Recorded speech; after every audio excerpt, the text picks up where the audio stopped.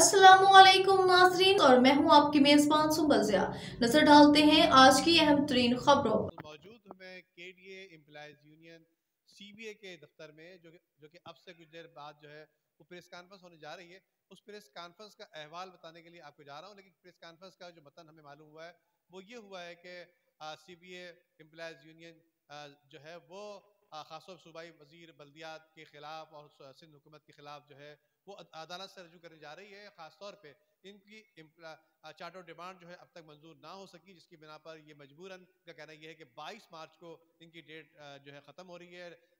जो रेफरेंडम जो है चैलेंज होने जा रहा है, इसी हवाले से इनका कहना है कि 22 मार्च से पहले इन्होंने दरख्वास्त भी की है और यकीनन अगर इन्होंने इनकी दरख्वास्त मंजूर ना की तो मजबूरन इनको जो है अदलिया का दरवाज़ा खटखटाना पड़ेगा। इसी हवाले से चलते हैं, प्रेस कॉन्फ्रेंस का अहवाल बताते हैं। आइए।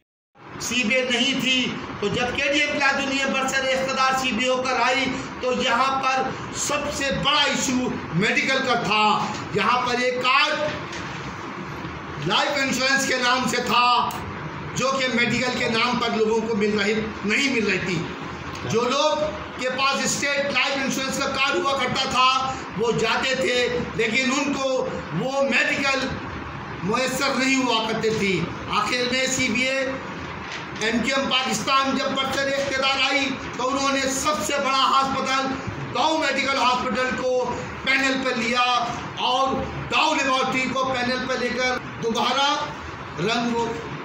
रेनोवेशन का काम दोबारा जारी है। जो चीज़ वहाँ रह गई थी उसको दोबारा रनवे कर रहे हैं। इस तरह लादादाद काम है जो कि हमने अभी लिखे हैं और इंशाअल्लाह आने वाला जो रेफरेंडम है केडीए एम्प्लॉयज यूनियन इस पर भी भारी अक्सरियत से कामयाब होकर मज़ीद जो काम रह गए हैं वो कराएगी।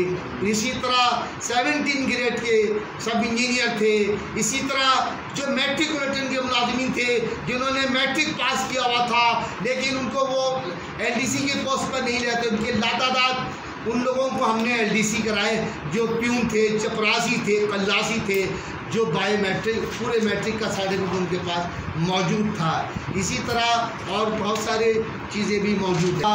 हमने डिप्लोमा होल्डरों के प्रमोशन कराए, मैट्रिकुलेशन के 100 से ज़्यादा प्रमोशन कराए। अब ये हैं केडीए के। इसी तरह लातादाद काम है, इस वक्त मैं आपको बता नहीं सकता, जो कि मौजूद है।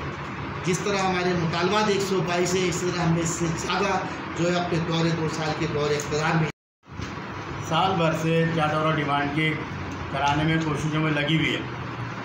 तकरीबन 6 माह के अरसे में जो केडीए की जो कमेटी है ऑफिसर्स की तरफ से और एम्प्लॉयज़ यूनियन की तरफ से, दोनों की मशावरत से जो है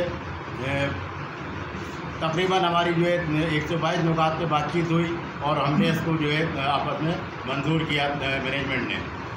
उसमें 122 नुकात में ज़्यादातर पॉइंट हमारे एम्प्लॉयज़ से मुताल्लिक़ वो हैं जिसमें उनके फाइनेंशियल इम्प्लीकेशन होगी। बाकी कुछ पॉइंट उसमें जो है वो हैं जो प्रमोशंस और हज के मामलात हैं, उसमें उम्रे की ज़ियारत है और उससे मुताल्लिक़ है। तो हमें सिर्फ केडीए एम्प्लॉयज़ यूनियन ने मुसलसल लोकल गवर्नमेंट के मिनिस्टर सईद गनी साहब से रिक्वेस्ट की कि जल्द से जल्द जो है इसकी गवर्निंग बॉडी की जो मीटिंग जो बुलाई जाए ताकि जो चार्टर और डिमांड हमारा मंजूर हो सके, ताकि इसके और उसकी आराइश के लिए बहुत काम अंजाम दिए हैं और अपना मिसबत किरदार अदा किया है। आज इस इदारे के मुलाजिम के साथ जो सौतेली माँ का सलूक किया जा रहा है, जो उसके साथ नाइंसाफ़ी की जा रही है, वो इदारे मुलाजिम को एहसास महरूमी का शिकार कर रही है और इससे मुलाजिमीन में एहसास महरूमी ना सिर्फ बढ़ती जा रही है बल्कि वो लोग मायूसी की तरफ जा रहे हैं। लेकिन बाशऊर और समझदार लोग इस शहर कराची में रहते हैं और इस शहर कराची ने इस इदारे तरक्यात को अपनी जवानियाँ दी हैं, अपनी जानों के नजराने भी पेश किए हैं, हर चीज़ इस इदारे को दी है और आज वो लोग इस बुढ़ापे की दहलीज के अंदर इस इदारे के अंदर अपने मिसबत अपने हकूक़ मांगने की जिद्दोजहद लड़ रहे हैं और इसमें कई लोग अपनी जान की बाजी भी हारे हैं। लेकिन आज